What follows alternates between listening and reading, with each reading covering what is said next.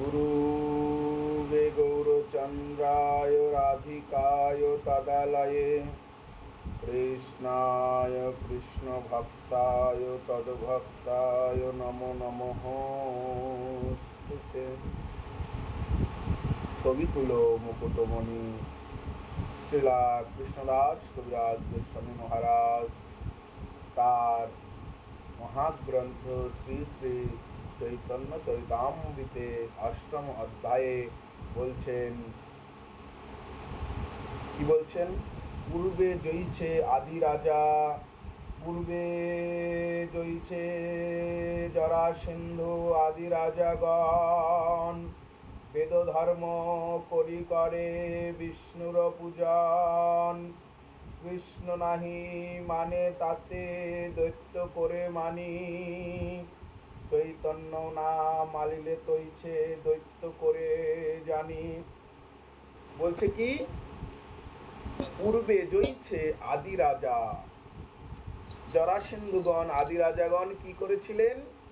ভগবান শ্রীকৃষ্ণকে ভগবান বলে স্বীকার করেন না, সেই জন্য তাদেরকে দৈত্য রূপে মানা হয়েছে, দৈত্য করে আমরা জেনে এসেছি।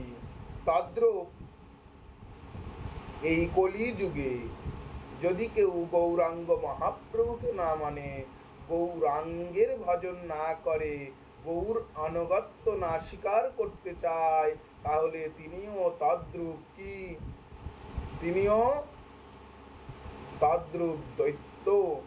তাই কবিকুল মুকুটমণি এটাই বলতে চাইছেন যে কলিযুগে আমাদের ভজন করতে হবে গৌর সুন্দরের, কারণ গৌরাঙ্গ মহাপ্রভু আমাদের জন্য প্রেম ধন সম্পত্তি নিয়ে এসেছেন, যা কলিযুগের জন্য অত্যন্ত যুগ উপযোগী।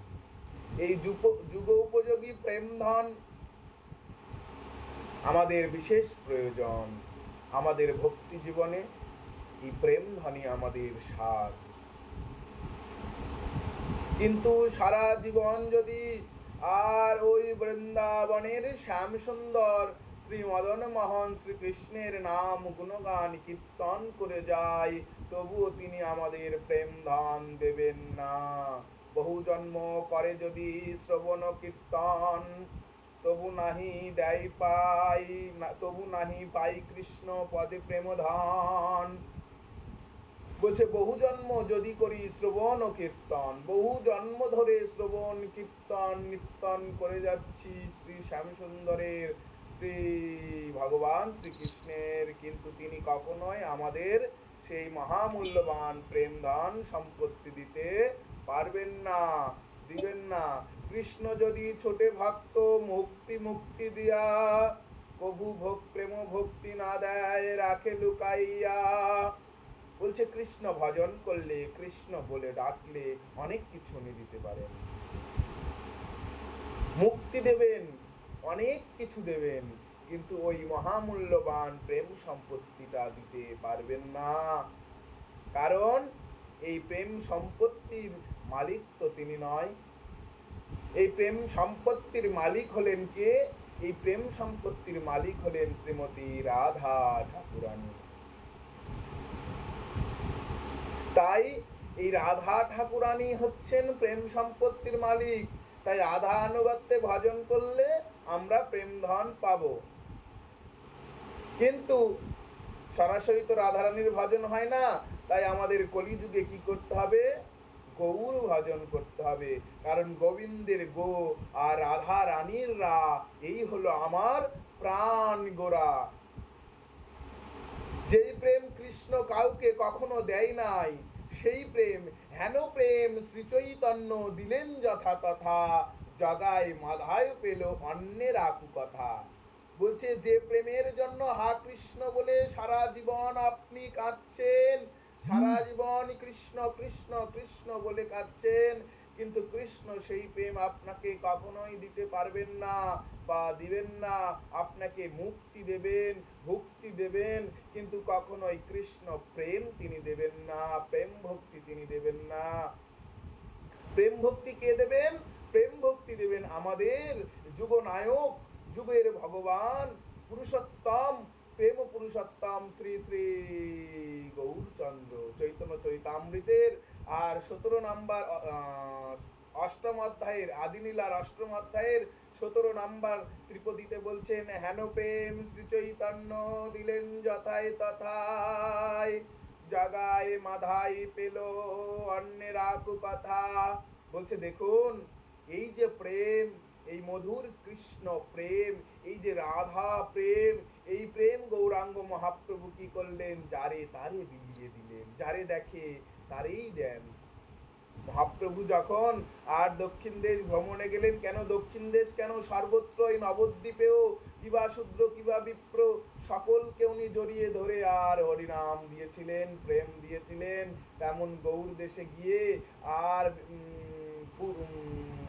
দক্ষিণ দেশে গিয়েও উনি এইভাবে যারে দেখে তাকেই বুকে জড়িয়ে ধরে তাকেই কি করেন, প্রেম ভক্তি প্রদান করেন।